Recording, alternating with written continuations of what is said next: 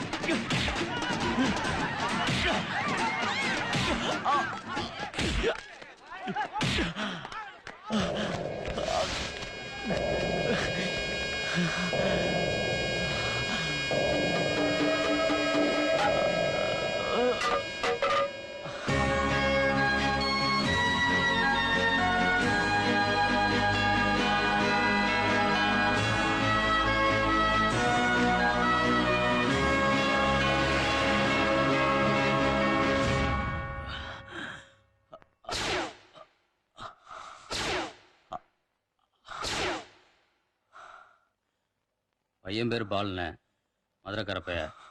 வாத்தியார் வீட்டில் தான் ஒரு வாரம் தங்கியிருந்திருக்கான். மெட்ராஸில் அவனும் வாத்தியார் வீட்டு பையனும் ஒன்றா படிச்சிருக்காங்க. வாத்தியை கட்டி தூக்கிட்டு வந்துட்டு இருக்கு. நடு ரோட்ல ஒரு பொடி அடிச்சுட்டு போயிட்டா. வாத்திய தூக்குறான், கோத்திய தூக்குறான்ட்டு சபத்தப்பட்ட யார் தெரிஞ்சிச்சுல, அவனை தூக்கு போடு, மதைக்கு போடு போடு.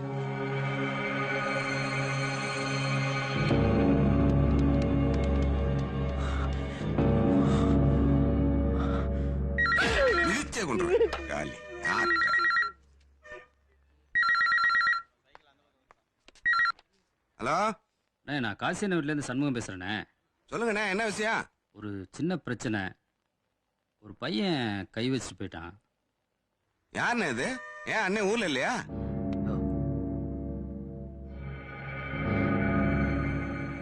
அண்ணன் மேலதான் கை வச்சுட்டு போயிட்டான். என்னன்னு சொல்றீங்க? அண்ணன் மேல கை வச்சிட்டானா? யாருண்ணே அது? பேரு பாலு, மதுரை பக்கத்துல.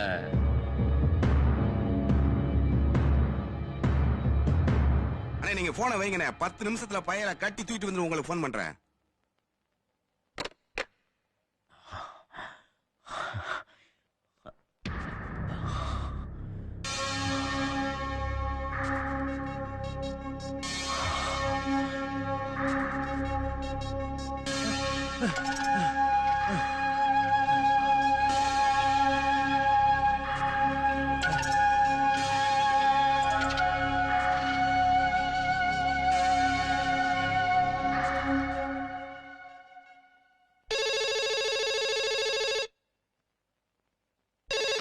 ஹலோ அண்ணே, நான் செல்வம் பேசுறேண்ணே. கொஞ்சம் விளக்கமா சொன்னீங்கன்னா. யோ, எத்தனை வாட்டியே சொல்றது உங்ககிட்ட? அதுக்கு இல்லண்ணே, பையன் மேல ஒண்ணும் கை வச்சிடலையே. யோ, என்னைய கேக்குற? விஷயம் பெருசா இருக்குண்ணே. துரையண்ணே பையன் தேனி கம்பம் போடி சுத்துப்பத்தி ஏரியாவுல அவங்க வச்சதே சட்டம், அவங்க வச்சதே நியாயம். அவங்கள மீறி ஒண்ணும் பண்ண முடியாதுண்ணே. என்கிட்ட பேசுன மாதிரி மதுரையில யாருக்கிட்டையும் போன் பண்ணி பேசாதீங்கண்ணே. எனக்கு போன் பண்ண விஷயம் கூட வேற யாருக்கும் தெரிய வேணாம். இந்த விஷயத்தை இதோட முடிச்சுக்கங்கண்ணே.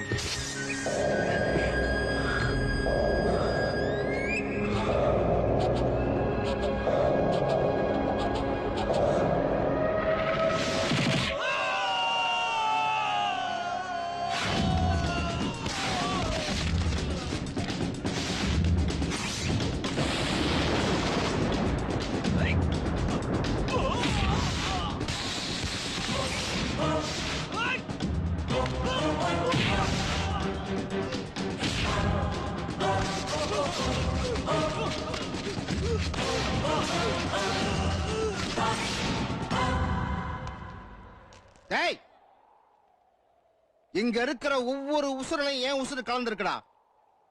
அருவாளை கையில எடுத்துட்டா சண்டியர் நினைப்பா. ஈரக்கொலைய அறுத்துருவேன். இந்த மண்ணுல வந்து அப்படி இப்படி ஏதாவது பண்ணலாம்னு நினைச்சா தலை வேற கால் வேற தனித்தனியா போயிரும். ஒரு பயலுக்கும் உசுறு மிஞ்சாது.